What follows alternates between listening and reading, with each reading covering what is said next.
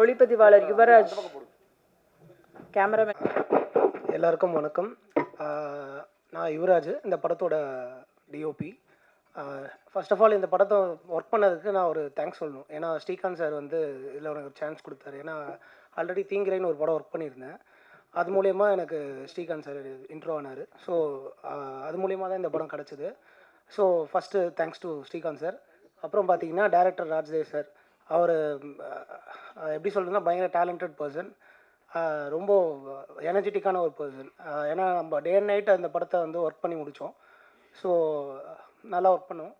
And one more thing வந்து எல்லாருக்கும் team எல்லாருக்குமே தேங்க்ஸ். அண்டு ஜேபி சார் வந்து நல்லா பயங்கரமாக ப்ரொமோஷனுக்கான விஷயங்கள், லொக்கேஷன் கிடைக்க பர்மிஷனுக்கான விஷயங்கள் எல்லாமே நல்லா ஒர்க் பண்ணோம். அண்ட் மோரோவர் வந்து சாங் வந்து 2 சாங்குமே வந்து ஒரு வீட்டுக்குள்ளே ஒரு ஹாலில் எடுத்த சாங். ஸோ அது வந்து ரொம்ப சேலஞ்சிங்காக இருந்தது. ஒரு சாங்கை வந்து ஒரு ஹால்குள்ளே பண்ணும்போது பிளாக் சாங்குங்களுக்கு வந்து கம்மியாக இருக்கும். ஸோ அதில் வந்து தினேஷ் மாஸ்டர் வந்து பயங்கரமாக பண்ணியிருந்தார். அண்ட் மோரோவர் வந்து ஜுபின் சார் ரொம்ப பியூட்டிஃபுல்லாக மியூசிக் பண்ணனால அது ரொம்ப நல்லா வந்திருக்கு. அவுட்புட்டு படமாகவும் நல்லா வந்திருக்கு. அண்ட் பிரியங்கா ரொம்ப சூப்பராக நடிச்சிருக்காங்க. ஸ்ரீகாந்த் சார் நல்லா நடிச்சிருக்காங்க. நிஹாரிகா, எல்லாருக்குமே நல்லா வந்திருக்கு படம். So thank you so much. இசையமைப்பாளர் ஜுபின் அவர்களை உங்கள் முன் பேச அழைக்கிறோம். Good evening. வந்திருக்கிற ப்ரெஸ், மீடியா, பத்திரிகையாளர்கள் எல்லாருக்கும் என்னுடைய பணிவான வணக்கம். திரௌபதி, ருத்ரதாண்டம் இந்த படங்களை தொடர்ந்து இப்போது நான் பண்ணியிருக்கிற இந்த படம் சத்தமின்றி முத்தம் தான். ஃபர்ஸ்ட் இந்த ஆப்பர்ச்சுனிட்டி எனக்கு கிடைக்க வாய்ப்பை தந்த டைரக்டர் ராஜேஷ் சாருக்கும், கார்த்திகேயன் சார் ப்ரொடியூசர் அவர்களுக்கும், ஆனந்த் சார் அவர்களுக்கும், இபி அவர்களுக்கும் என்னுடைய தேங்க்ஸ் இங்கே நான் மன நிறைவாக சொல்லிக்கிறேன். ஏன்னா ஆனந்த் சார் இல்லைன்னா இந்த ப்ராஜெக்டில் நான் இல்லை. அப்படி தான் இந்த கான்டாக்டில் எனக்கு கிடச்சிது. ஸோ சாங் நீங்கள் கேட்டிருப்பீங்க, 2 சாங் பார்த்தீங்க, ட்ரெய்லர் பார்த்தீங்க, உங்களுக்கு பிடிச்சிருக்குன்னு நம்புகிறேன். எனக்கு இது வரைக்கும் பண்ண படங்கள்லேயே இது ஒரு என்டர்லி டிஃப்ரெண்ட் மூவி. இது ஒரு ரா ஃபிலிம்ஸ் பண்ணியிருந்துட்டு அதுக்கப்புறம் ஒரு கம்ப்ளீட் ஒரு த்ரில்லர் அந்த ஜான்ராவில் வரும்போது எனக்கு கம்ப்ளீட்டாக ஒரு டிஃப்ரெண்ட் எக்ஸ்பீரியன்ஸ் இருந்தது. ஸோ அதில் என்னுடைய பெஸ்ட்டை நான் கொடுத்துருக்கேன். 2 சாங் பார்த்தீங்க, அதில் ஒன்று ஆண்ட்ரியா பாடியிருக்காங்க, அந்த செம்பரம்பாக்கம் மீறி நல்ல வரவேற்பை கொடுத்துருக்கீங்க. தென் இந்த மெலடி சாங் அது மானசியன் ஜித்தின்ராஜ் பாடியிருக்காங்க. ஸோ இந்த சாங்கும் நல்லா வந்திருக்கு. முக்கியமாக இந்த நேரத்தில் நான் லிரிக் ரைட்டர் விவேகா சாருக்கு நான் தேங்க்ஸ் சொல்லிக்கிறேன். அவங்களால இன்றைக்கி வர முடியல, அவுட் ஆஃப் ஸ்டேஷன். ரொம்ப நல்லா லிரிக்ஸ் கொடுத்துருந்தாங்க ஸ்கிரிப்ட் கேட்டுட்டு. ஸோ இன்னொரு சாங் அந்த படத்தில் இருக்குது, அதை நான் வந்து ரிவீல் பண்ணலை, அது படத்தோட கிளைமேக்ஸில் இருக்குது. ஸோ படம் பார்க்கும்போது அந்த ஃபீல் நீங்கள் புரிஞ்சுப்பீங்க. படம் வந்து ஆரம்பத்துலேருந்து ஒரு வேகத்தில் போயிட்டுருக்கும்போது எண்டில் அந்த ரொமான்ஸோட ஒரு எண்டு இருக்கும். அது கண்டிப்பாக வந்து த்ரில்லிருந்து உங்கள் கண்ணை கலங்க வைக்கிற ஒரு போர்ஷன் இருக்குது. ஸோ அதில் எனக்கு மியூசிக்கில் ரொம்ப சேலஞ்சாக இருந்தது.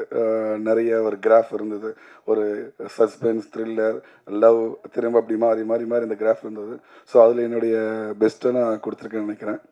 ஸோ படம் பண்ண ஆர்டிஸ்ட் நம்ம ஸ்ரீகாந்த் சாராலையும் அன்ஃபார்ச்சுனேட்லி வர முடியல சில பர்சனல் காரணங்களால். ஸோ இப்போ பிரியங்கா வந்திருக்காங்க, 2 ரொம்ப நல்லா பண்ணியிருக்காங்க. And one more character Niharika அவங்க பண்ணியிருக்காங்க. யுவராஜ் அவருடைய கேமரா சூப்பராக இருந்தது. தினேஷ் மாஸ்டர் நல்லா சப்போர்ட் பண்ணியிருந்தாங்க.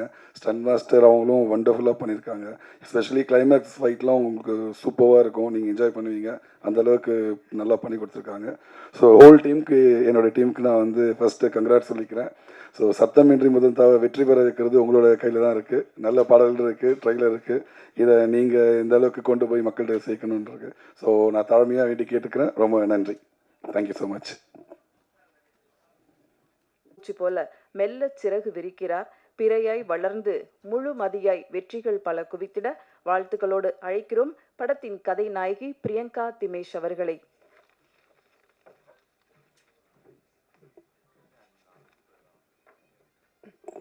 எல்லாருக்கும் வணக்கம். இந்த சத்திரமின்றி முத்தந்தா படம் ஆக்சுவலி எனக்கு வந்தது சடன் கால்.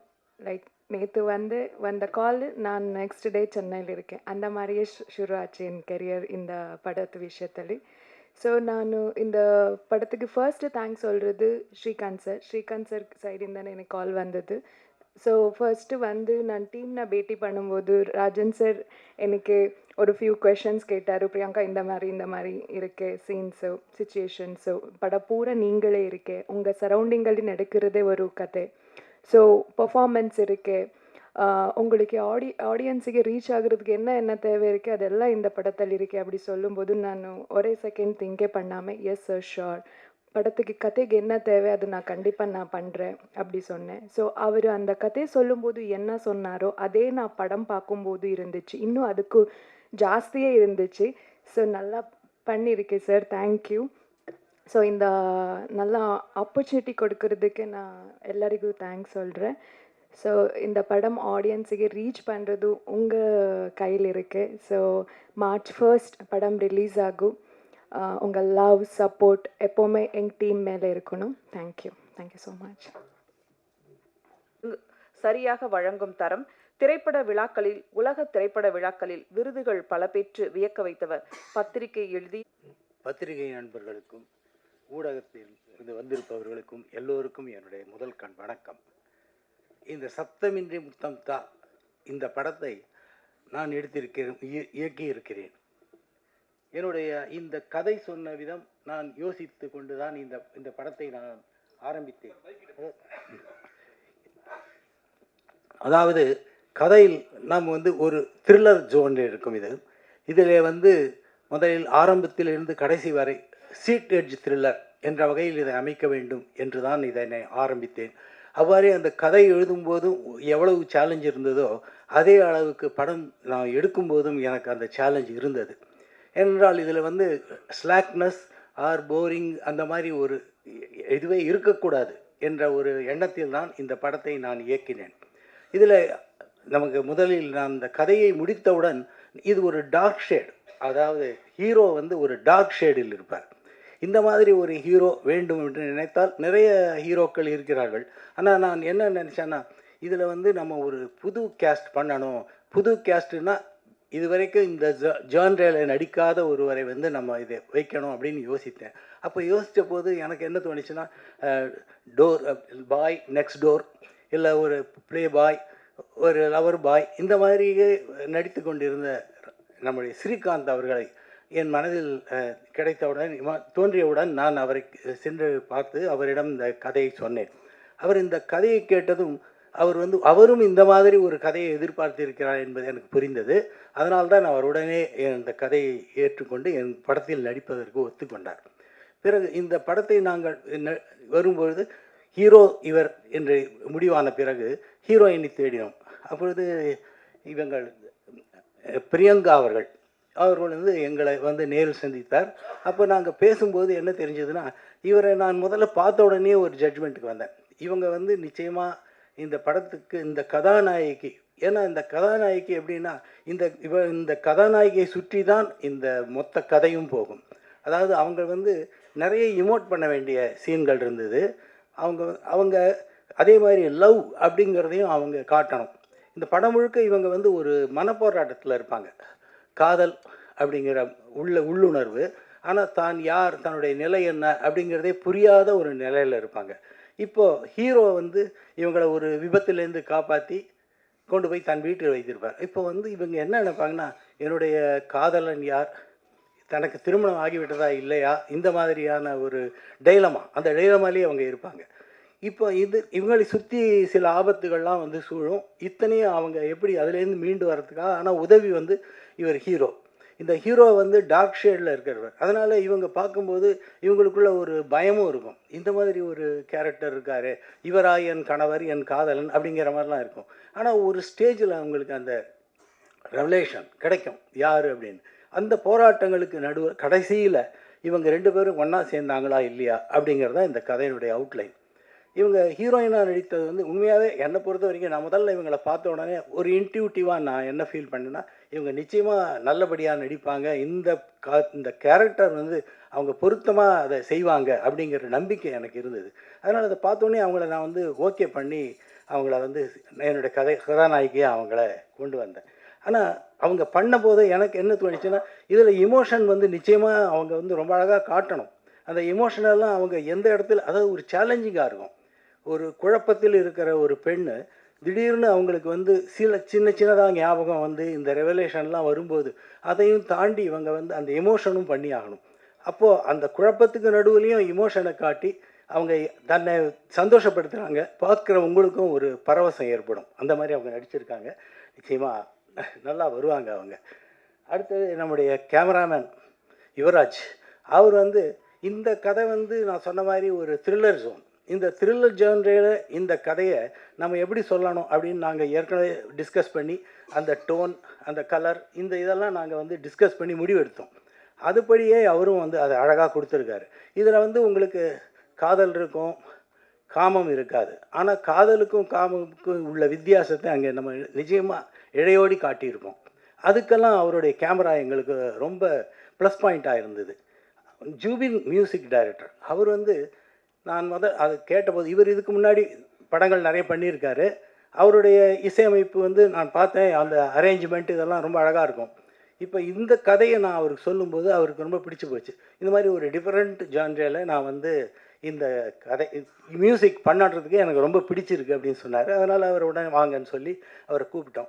நாங்கள் வந்து நிறைய டிஸ்கஸ் பண்ணோம் இந்த மியூசிக் எப்படி வரணும்னு. ஏன்னா இதில் வந்து அந்த த்ரில்லர் ஜான்ரேவும் இருக்கிறதோட அந்த காதல், அந்த போராட்டம், இதுக்கெல்லாம் உள்ள விஷயங்களையும் இவர் வந்து மியூசிக்கில் கொண்டு வரணும்னு சொன்னேன். அதே மாதிரி அவர் ரொம்ப அழகாக நேர்த்தியாக கொண்டு வந்திருக்காரு. சாங்கு ரெண்டுமே பார்த்தீங்கன்னா வேறு வேறு சுச்சுவேஷனில் இருக்கும். அதாவது முதல் சாங்கு வந்து ஒரு ஒரு அதாவது ஒரு காமம், லஸ்ட்டு உள்ள ஒரு சாங்கு. ஆனால் அதை நாங்கள் எந்த அளவுக்கு லிமிட்டாக பண்ணணுமோ அந்த மாதிரி தான் பண்ணியிருக்கோம். நீங்களே இப்போ பார்த்தீங்க, உங்களுக்கும் அது பிடிச்சிருக்குன்னு நினைக்கிறேன். செகண்ட் அந்த சாங் பண்ணியிருக்காரு பாருங்கள், அது வந்து அந்த இமோஷன் ஒரு பெண்ணுடைய மென்மையான மனசு என்ன அப்படிங்கிறது காட்டுறதுக்காக தான் அவர் அந்த வீணையை அதில் கொண்டு வந்தார். அந்த வீணை வந்து ரொம்ப அழகாக இருக்குதுன்னு நான் நினைக்கிறேன். அதே மாதிரி நீங்களும் அதை நிச்சயமாக என்ஜாய் பண்ணியிருப்பீங்க. எனக்கு அது ரொம்ப பிடிச்சிருந்தது. அதனால் ரொம்ப அழகாக அதை வந்து அந்த மியூசிக் அமைச்சிருந்தார். அதை இமோட் பண்ணவங்க ஹீரோயினும் ரொம்ப அழகாக பண்ணியிருந்தாங்க. நம்ம படம் பார்க்கும்போது நிச்சயமாக தெரியும் அவங்க மனசுக்குள்ளே ஒரு தான் யாருன்னு தெரியாத நிலையில் தனக்கு ஒரு விடிவு காலம் பிறந்திருக்கு, ஒரு கதவு திறந்திருக்கு அப்படிங்கிற எண்ணம் அவங்களுக்கு தோணும்போது அவங்க வந்து என்ன உணர்ச்சி வசப்பட்டு இருப்பாங்க, அதை எப்படி எக்ஸ்பிரஸ் பண்ணுவாங்கங்கிறத அந்த சாங்கில் நாங்கள் சொல்லியிருக்கோம். அதை அழகாக மியூசிக் அமைச்சு கொடுத்தாரு.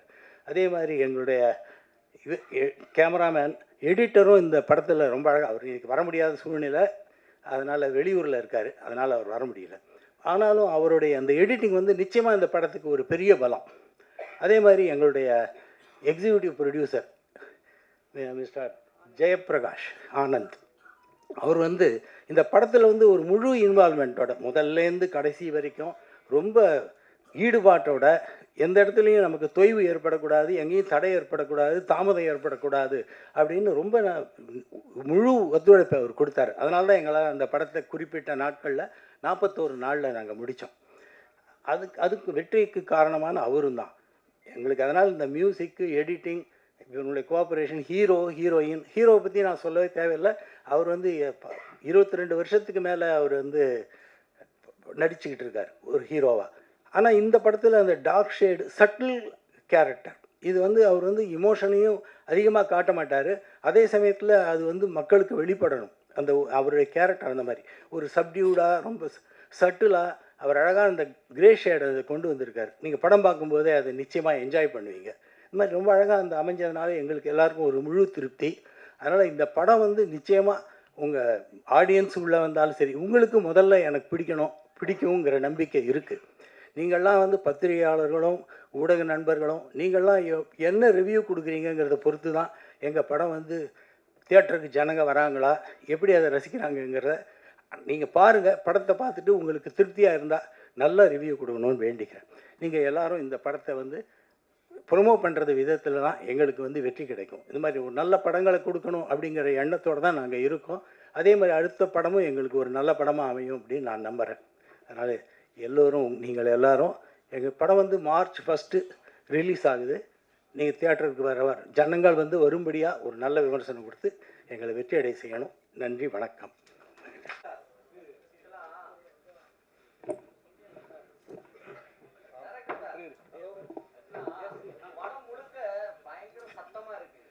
Right sir.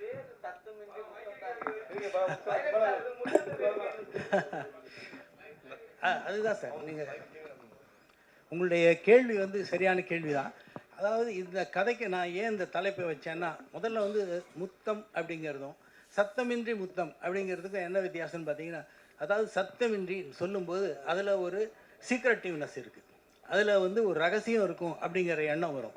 இது வந்து நமக்கு இந்த படம் வந்து உங்களுக்கு ஒரு த்ரில்லர் சப்ஜெக்ட்டு, அதே சமயத்தில் மிஸ்டீரியஸாகவும் இருக்கும். ஒரு மிஸ்டீரியஸ் ப்ரெசன்டேஷன் இந்த படத்தில் இருக்கும். இது நடக்கும் நிகழ்ச்சிகள் எல்லாமே என்ன, இது எதனால் இப்படி நடக்குது அப்படிங்கிற கேள்வி பார்க்குறவங்க மனசுலலாம் எழுந்துக்கிட்டே இருக்கும். அதுக்காக தான் அந்த சத்தமின்றின்னு வைத்தேன். அதே மாதிரி முத்தம் தா அப்படிங்கிறது அந்த காதல் அதில் இருக்குது. இதில் வந்து romance, this is really a romantic thriller. அதனால் அந்த ரொமான்ஸையும் நம்ம வந்து முக்கியமான பங்காற்றுறதுனால அதை நான் அந்த தலைப்பை தேர்ந்தெடுத்தேன். இது பார்க்கும்போது நிச்சயமாக அது நீங்கள் இந்த தலைப்பு சரிதான்ங்கிறது இந்த படத்தை பார்க்கும்போது புரியும். நன்றி சார். நல்ல ஸ்ரீகாந்த் சார் பெரிய ஹீரோ. எஸ். பட் ஆனால் முன்னெல்லாம் பார்த்தீங்கன்னா ஆடியோ லைன்ஸ் இதுக்கெல்லாம் வந்து ஹீரோயின் தான் வரமாட்டாங்க. பட் ஆனால் இப்போ வந்து ஹீரோவே இப்போ வரது இல்லையா? இல்லை இல்லை, அவருக்கு ஒரு சுச்சுவேஷன், எமர்ஜென்சி சுச்சுவேஷன் ரியலாக. ஏன்னா இதுக்கு முன்னாடி நாங்கள் இதெல்லாம் பண்ணோம், மீடியா இதெல்லாம் பப்ளிசிட்டிலாம் பண்ணோம். அப்போல்லாம் அவர் வந்து எங்களுக்கு கோஆப்ரேஷன் கொடுத்தாரு. நிச்சயமாக இது வந்து அவர் அன்அவாய்டபுள் சுச்சுவேஷன். அதனால் எல்லாரும் அவருக்கு சார்பாக நான் உங்களை மன்னிப்பு கேட்டுக்கிறேன். டேரக்டர் சார், இந்த ஹீரோவை ஸ்ரீகாந்த் சாரை வந்து செலக்ட் பண்ண காரணம் என்ன? ஏன்னா அவரோட இது வந்து பாஸ்ட் எல்லாமே முடிஞ்சிச்சு, இப்போ ரீஎன்ட்ரின்னு வர போகிறாங்க. ஸோ அப்படி இருந்தும் இந்த படத்துக்கு வந்து ப்ரொமோஷன் வர மாதிரி தெரியல, அதை கேட்க வந்தார் அவர். சரிங்களா? இல்லை அது ரைட்டு, நான் தான் சொல்கிறேன். இப்போ சுச்சுவேஷன் தான் ரியலாகவே, அந்த சுச்சுவேஷன் தான் காரணம். அது வந்து வேறு அவர் nobody to is not to be blamed. அது எங்களுக்கு நிச்சயமாக தெரியும், நாங்கள் அதை சொல்ல முடியும். அதனால தான் இப்போ நீங்கள் கேட்குற கேள்வி சரியான கேள்வி. ஆனால் இதுக்கு வந்து காரணம், உண்மையான காரணம் அதுதான். அவர் எங்களுக்கு கோஆப்ரேட் பண்ணார். இதுக்கு முன்னாடி எல்லாமே எல்லா இடத்துலையும் வந்தார். இந்த இடத்துல அவர் நீக்கி ஒரு சுச்சுவேஷன் இந்த மாதிரி, அதனால தான் அவர் வரல. Yes sir. இல்லை சார், அந்த கதைக்கு தேவையானது தான் அது. அந்த இடத்துல அந்த கிளாமர் இருக்குது, ஆனால் அது கதையோடு தான் போகும். நீங்கள் அந்த படம் பார்க்கும்போது நிச்சயமாக தெரியும், அந்த கிளாமர் வந்து தேவை, இந்த இடத்துல அது சொல்லப்படணும், இந்த மாதிரி தான் காட்டப்படணுங்கிறத எல்லாருமே உணர்ந்துக்கும். ஏன்னா அந்த கதை அந்த டிமாண்ட் பண்ணிச்சு. அதனால தான் நான் அந்த மாதிரி அந்த சாங்கை வச்சேன். Direct sir, thanks sir. Heroine வந்து நம்ம தமிழ் ஆடியன்ஸ் இருக்காங்க, ஆமாம், அவங்க அழகாக இருக்காங்க. ஆமாம் சார். பட் ஆனால் நம்ம தமிழில் வந்து கதாநாயகிகள் குறைஞ்சிட்டாங்களோ, தமிழில் எடுக்காம? இல்லை, கதாநாயகிகள் நிறைய பேர் இருக்காங்க, அதை பற்றி சந்தேகமே இல்லை. எனக்கு இவங்களை அவங்க வந்தபோது ஃபஸ்ட்டு இன்டர்வியூவில் எனக்கு என்ன தோணுச்சுன்னா, இவங்க ரொம்ப ஃபிட்டாக இருப்பாங்க என்னுடைய கதைக்கு அப்படின்னு எனக்கு தோணுச்சு. அதனால் ஆஸ் ஏ டைரக்டர் நான் வந்து இவங்க ஃபிட்டாக இருப்பாங்கங்கிற ஒரு நம்பிக்கையில் தான், ஒரு இன்ட்யூஷன், அந்த இன்ட்யூஷனில் தான் அவங்கள நான் தேர்ந்தெடுத்தேன். நிச்சயமாக. டேரக்டர் சார், நீங்கள் கொஞ்சம் ஏஜ்டாக இருக்கீங்க. ஆமாம் சார். தப்பாக சொல்லலை, கொஞ்சம் வாழ்த்துக்கள் உங்களுக்கு. தேங்க்யூ. இது மாதிரி படம் எடுக்க என்ன காரணமா சார்? இல்லை, அதாவது பேஷன் தானே சார். சினிமாவுக்கு நம்ம வர்றதுக்கு காரணமே பேஷன் தான், வேறு என்ன. அது வந்து நம்ம சொல்லக்கூடிய கதை எதுவோ, அந்த கதை என்ன கேட்குதோ, அதனுடைய உணர்ச்சி போராட்டம் என்னவோ, அதை தான் நாங்கள் இங்கே திரையில் சொல்லணும். அப்படி இல்லைன்னா அது ஒரு ஃபெயிலியர் ஆகிடும். இதுக்கு வந்து ஏஜுங்கிறது வந்து இட் இஸ் நம்பர். இது வந்து இந்த இடத்துல எவ்வளவு ஏஜாக இருக்குமோ அது ஏஜ் ஆகணும். பட் இந்த இடம் வந்து இளமையாகவே இருக்கணும். அப்போ தான் அது வந்து உங்களுக்கு வெற்றியை கொடுக்கும். யாராலையும் அப்படி இருக்க முடியும்.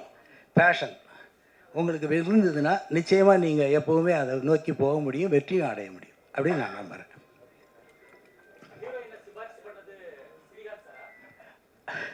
ஸ்ரீகாந்த் சார் வந்து எங்களுக்கு ஹெல்ப் பண்ணார். யார் ஒரு 2-3 பேரெல்லாம் அனுப்பிச்சார் அவர்.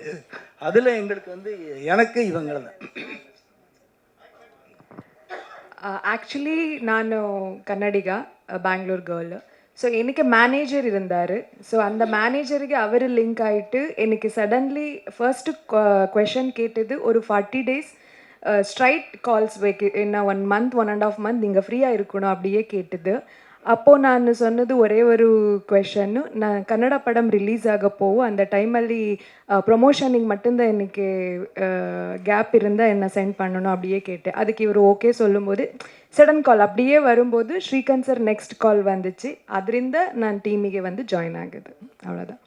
மேபி என் மேனேஜர் அவர் மேனேஜர் ಸರೌಂಡಿಂಗಲ್ಲಿ ಇರೋದು ಲಿಂಕ್. ಬಟ್ ನಾ ಫಸ್ಟ್ ಟೈಮು ಶಾರ್ಟಲ್ಲೇ ಫಸ್ಟ್ ಡೇ ಸಾಂಗ್ ಶೂಟ್ ಕೂಡ அப்போவே சார்ನ நான் பார்த்து ஹலோ சார் சொன்னது. கன்னடದಲ್ಲಿ வந்து என் ஃபர்ஸ்ட் படம் வந்து கணப்பா, அதுக்கப்புறம் sugarless, Bheemasena Nalamaharaja, Arjun Gowda, made in China, மலையாளத்தலி காயம்குளம் கொச்சுன்னி, ಆ್ಯಂಡ್ ಬಿಗ್ ಬಾಸಲ್ಲಿ ಸೀಸನ್ 8ಅಲ್ಲಿ ವೈಲ್ಡ್ ಕಾರ್ಡ್ ಎಂಟ್ರಿ நான் போயிட்டு வந்தேன். இப்போது குட்டீரா அப்படி ஒரு புதுசு கன்னட படம் பண்ணிட்டு இருக்கேன். அண்ட் அவ்வளோதான் சார். எனக்கு ஆக்சுவலி நான் சினிமா பார்க்கும்போது இப்போது நான் ஆஸ் அ ஆடியன்ஸாக நானும் படம் பார்க்குறது லாங்குவேஜ் அப்படி எனக்கு மைண்டில் இல்லையே இல்லை. இந்த லாங்குவேஜை பண்ணணும் அந்த லாங்குவேஜ். பட் படம் பண்ணும்போது எனக்கு ஜஸ்ட் லாங்குவேஜ் கம்யூனிகேஷனுக்கு மட்டும்தான். ஸோ நான் என்ன பண்ணேன்னா எவ்ரிடே எல்லாருக்கிட்ட பேசிட்டு எனக்கு ரொம்ப இன்ட்ரெஸ்ட்டு லாங்குவேஜ் கற்றுக்கிறது. இப்போது மேம் கூட பேசும்போது நான் அப்சர்வ் பண்ணிகிட்டே இருந்தேன். நான் இந்த தமிழ் நான் கேட்டதே இல்லை. ஸோ எவ்வளோ அழகாக எனக்கு என்ன ஈவன் என் பற்றி இன்ட்ரடியூஸ் பண்ணும்போது என்ன சொன்னாரோ அதை பற்றி நான் போகும்போது கேட்கலாமே அப்படின்னு நினச்சேன். ஸோ நான் ஒன் டே கண்டிப்பாக இது என் ஃபஸ்ட் இன்டர்வியூ.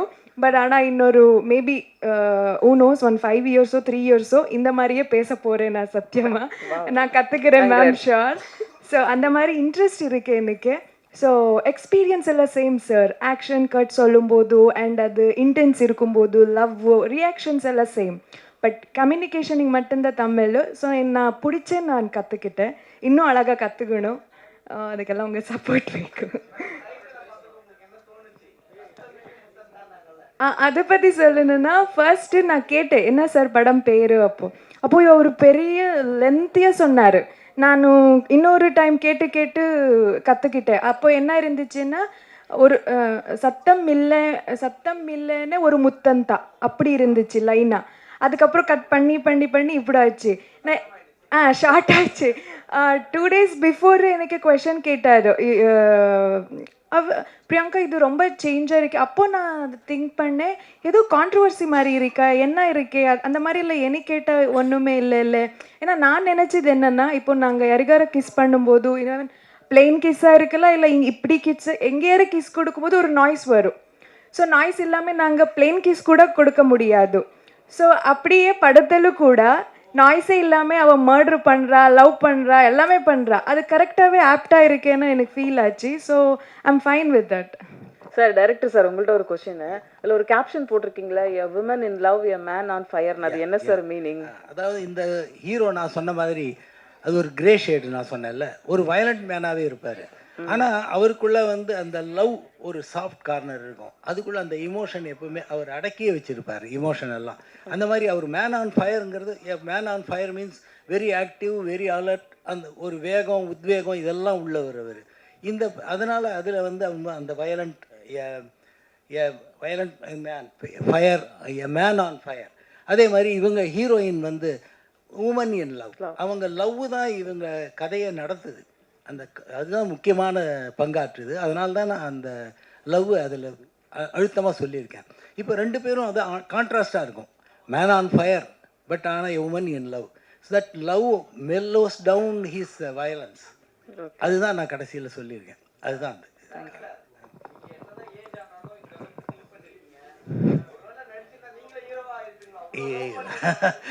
இல்லை நான் கதையை தான் லவ் பண்ணேன், இந்த கேரக்டர்ஸ் தான் லவ் பண்ணேன்னு விட எனக்கு அந்த மாதிரி எண்ணம்லாம் இல்லை, நிச்சயமாக இல்லை. சார், நீங்கள் எழுதின புக் வந்து அமெரிக்காவில் அவார்ட்லாம் வாங்கியிருக்கல, அதை பற்றி கொஞ்சம் சொல்ல முடியுமா? அதாவது நான் இந்த இன்டர்நேஷ்னல் ஃபிலிம் ஃபெஸ்டிவல்ஸ் எல்லாம் நடக்குது இல்லை, அதெல்லாம் பார்த்ததும் எனக்கு ஒரு இன்ஸ்பிரேஷன். சரி, நான் முன்னாடி சிறுகதைகள்லாம் தமிழில் தான் எழுதிட்டு இருந்தேன். தமிழ் தான் என்னுடைய மொழி, ஆங்கிலம் இல்லை. நான் தனியாக ப்ரைவேட்டாக படித்து தான் நிறைய லிட்ரேச்சர் இந்த மாதிரிலாம் படித்து தான் ஆங்கில புலமையை வளர்த்துக்கிட்டேன். அதுக்கப்புறம் எனக்கு வந்து கதை எழுதுகிற இது திறமை இருக்கிறனால எந்த மொழியில் வேணாலும் எழுத முடியும் நம்ம. அதுதான் ஒரு கதையை தான் உருவாக்கணுமே ஒழிய அப்புறம் லாங்குவேஜ் வந்து நமக்கு பேரியராக இருக்காது. அதனால தான் நான் அந்த லாங்குவேஜை வந்து முயற்சி பண்ணேன். அதனால் இன்டர்நேஷ்னல் ஃபிலிம் ஃபெஸ்டிவலுக்கு நான் முதல்ல ஒரு ஷார்ட் ஃபிலிம் பண்ணி அனுப்பிச்சேன், டூம்ஸ் டேன்னு. அது வந்து 30 minutes ஷார்ட் ஃபிலிம். அந்த ஃபிலிம் வந்து நான் எதிர்பார்க்கல கொஞ்சம் கூட. எனக்கு பார்த்தா ஒரு 11 அவார்ட்ஸ் அதில் கிடச்சிது, இன்டர்நேஷ்னல் ஃபிலிம் ஃபெஸ்டிவல் 11 ஃபெஸ்டிவல்ஸில். அதுக்கப்புறம் இன்னொரு கான்டெஸ்ட்டை பார்த்தேன், இந்த மாதிரி ஸ்க்ரீன் ப்ளே அப்படின்னு கேட்டிருந்தாங்க. அதோட ஃபுல் ஸ்க்ரீன் ப்ளே. அப்போ நான் யோசித்து சரி இது கொடுக்கலாம், ஏன்னா கதைகள் இருந்தது என்கிட்ட. சரி ஆங்கிலத்தில் அதை எழுதி பார்க்கலாமே அப்படிங்கிறதுனால முதல்ல அந்த கிஸ் டெத் அப்படிங்கிற ஒரு கதை. அது வந்து ஒரு ஆக்ஷன் த்ரில்லர், அதே சமயத்தில் சஸ்பென்ஸ்ஃபுல்லாகவும் இருக்கும், மிஸ்டரி இருக்கும். அந்த மாதிரி தான் அந்த ஜான்ரேயில் தான் அந்த கதையும் இருக்கும். அதை வந்து நான் எழுதி ஃபுல் இது ஸ்க்ரீன் ப்ளே எழுதி அதோடு சேர்ந்து இந்த a stranger is walking by அப்படிங்கிற அந்த இதையும் சேர்த்து தான் அனுப்பினேன். கடைசியில் நான் எதிர்பாராமல் பார்த்தா இன்டர்நேஷ்னல் ஃபிலிம் ஃபெஸ்டிவலில் அவங்க தேர்ந்தெடுத்த எல்லாத்துலேயும் 2 தான் இந்தியாவிலேருந்து போனது. அந்த 2 என்னுடைய நாவல், அதுதான் அந்த ஸ்க்ரீன் பிளே தான். கங்க்ராட்ஸ். அப்படி தான் கிடைச்சது எனக்கு. தேங்க்யூ. தேங்க்யூ. சத்தமின்றி முத்தம் படக்குழுவினோட ஒரு குரூப் ஃபோட்டோ எடுத்துக்கலாம்.